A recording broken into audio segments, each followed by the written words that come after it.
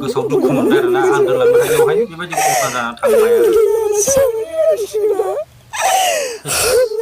बिसिबां दुखु जारला गिबियावनो नोंथांमोनखौ आंनि इउटुब चेनेलाव सोंनो बरायग्रोबाय दा जोंनि बर' समाजावहाय मोनसे जोबोद गाज्रि हुदा बा बेमार मोनसे हाबना दङ आरोना जोङो कयेक बोसोरनिफ्रायनो जोङो बे बेमारखौ नुगासिनो दं आरोना बर' समाजनि गेजेरावहाय जे फिसा गोनांखा हिन्जावफोरा गुबुन हारिजों खारनाय बेफोरबायदि जाथायखौ जोङो गोबां नुबोबाय थादों ओमफ्राय दाखालिसो आरो सासे 3 बोसोरल' जानाय फिसा गोनाङानो दाखालि खारलांलायबाय आरोना जोबोद दुखुनांथाव पान्जाबाव खारलांदों होननानै मिथिनो मोन्दों आरोना लिलि ब्रह्म ना मा होननाय दा बिनि बिमाया मा होनदों मा जामारदोंमोन गथ'या जों बेखौ खोनासंना लाग्रोनि जेनेबा न'आव दंमोन नालाय गावसिनियाव ओमफ्राय फिसाया फैथ'वाखैमोन नालाय फैथ'यैयाव आं न'आव थांनो नागिरदोंमोन आयै आं साननैसोनि उनाव फैफिनगोन होननानै बुंनायखाय आं होनदोंमोन आरो हा फैयोबालाय फैनानै थांनायनिथ' गिदिर खोथा नङा न'आबो सिफायनोसै उनावहाय दिगदारबो जागोन बिदि समावसोबा आं मोननो हागोन जिखुनुजाया सानसे फैनानै थांबानो जाबाय होनदोंमोन आरो सिगां दाना बिदि होननायाव फैदोंमोन फैनानैबो ओमफ्राय दा रबिबार खालि आं फुजा होदों आं दोनलांनो गोनांसोमोन ओमफ्राय आं फुजा होनानै आं दोनलांनो हायाखै ओमफ्राय गथ'आबो गाबदोंमोन नालाय ओमफ्राय आं दुखु मोनदों गोसोआव आं दोनलांनो हायिनि थाखायनो माखासे होनदोंमोन आरो दा ओमफ्राय दा गाव दोनलांनो हायाखिसै फुजा जानायनि थाखाय न'फोराव ओमफ्राय दा गाव गोसोआव दुखु मोनदों आरोना आं दोनलांनो हायियावहाय बेबायदि खहा जानानै थांबाय आरो बिसिबां दुखु जारला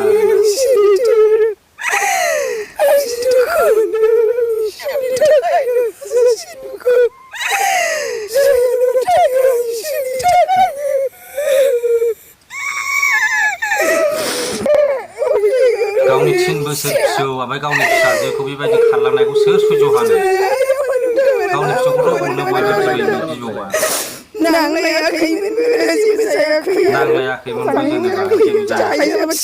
थांनो आलासि जानो थांदों दाननैसोनि उनाव फैथोंसै जाहैयो नुदों आं होनबाय नालाय होनबालाय फैथोंसै न'आबो सिफायनो नागिरदों बैयाव थानो मानो होननानै बुंनायखाय फैबाय दा गुबुनजों थांनो होननाय खोनानो मोनबाय फिसौआ 3 बोसोर जाबाय लांफादों अनाखाना गथ'आ जि गाबलांदों आं थाङा होननानै मालायनि फिसा साननानै गोसोआव लाखिनानै दोनबाय आं मारै गाबा जानो बिबै बिबौजों थानो लुबैयो गथ'फ्रा नोङो 3 बोसोरल' जानाय गथ'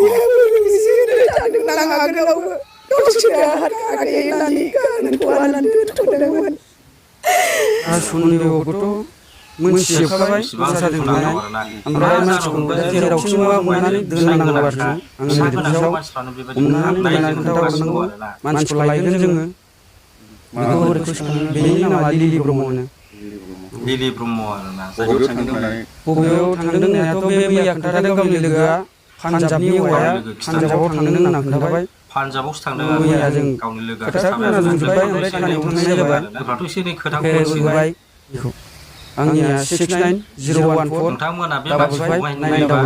बे फन नाम्बाराव हरनानै खबर हरबानो जाबाय आरोना न'खरनि मानसिनो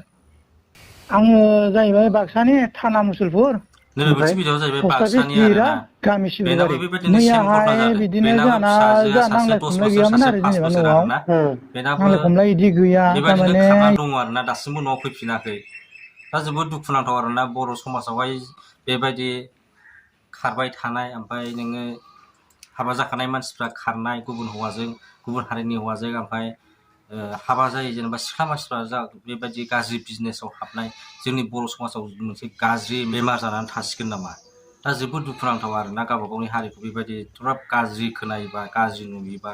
लाजिनोबो ओंखारो दुखुबो मोनो आरोना दा जिखुनु जाया बे जाय मानसिया नैबे दा खारदों लिलि ब्रह्म होननाय 3 बोसोर फिसा गोनां दा बे 3 बोसोर गथ'खौ लानानै पान्जाबाव खारदों होननानै मिथिदों आरोना दा नोङो बे गथ'खौबा मा अबस्थायाव दङ बिमायाथ' गावनि फिसाखौ अनो मोजांबाबो गाज्रिबाबो ओमफ्राय नोङो बिमा अननानैथ' जाया जाय मानसिजों खारदों बे मानसिया बा मा केरेक्टारनि मानसि दा जिखुनु जाया नोंथांमोना बे मानसिफोरखौ नुयोबा खबर हरलायबानो जाबाय आं दिनै बे भिडिअखौ लाबोनायनि खारना बेनो आरोना जाहाथे बयबो नुथों गोसारलायथों आरो